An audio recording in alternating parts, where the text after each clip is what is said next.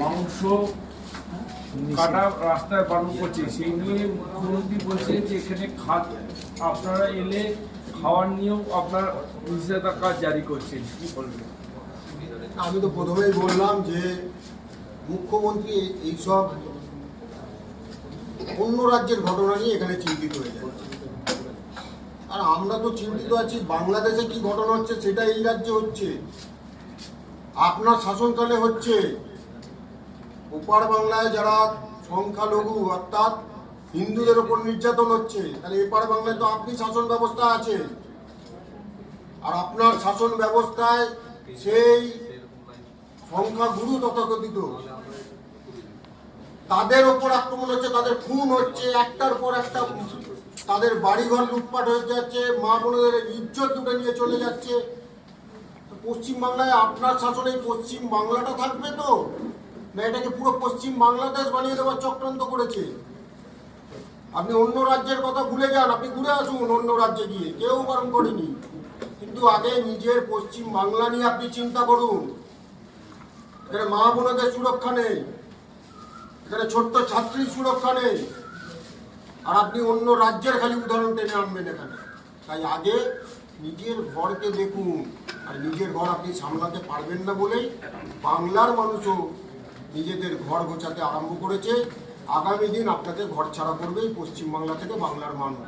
I-PAC মামলা আজকেও supreme court date পিছিয়ে দিলে, কি বলবেন? সুপ্রিম কোর্টকে জিজ্ঞেস করুন, মামলা সুপ্রিম কোর্টের বিষয়, এখানে তো আমি আর কিছু বলার তৃণমূল তো বলছে ওরা পারছে না উপযুক্ত করতে, সেই কারণে আপনাদের সাথে যে ন্যাশনাল মিডিয়া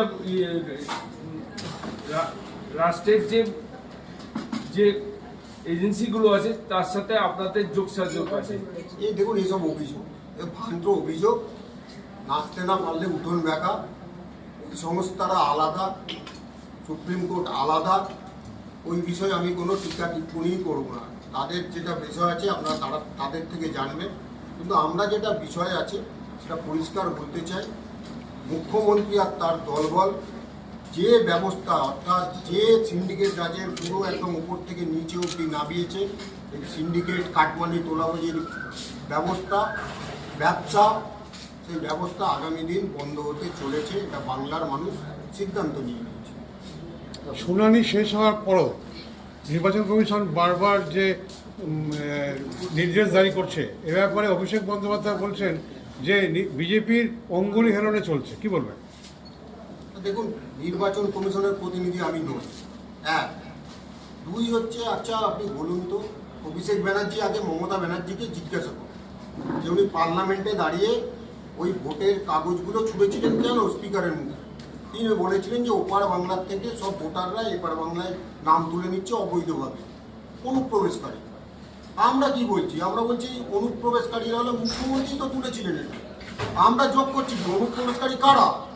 ওপার বাংলা থেকে যে সমস্ত রোহিঙ্গারা আর মুসলিমরা এসছে তারা হলো ভারতবর্ষের অবৈধ নাগরিক, তাদেরকে আমরা ভোটার লিস্টে থাকতে দেব না। এটা বিজেপি প্রতিশ্রুতিবদ্ধ, আর এটা বিজেপির আজকের ইস্যু নয়, এটা বহুদিন থেকে বলছি।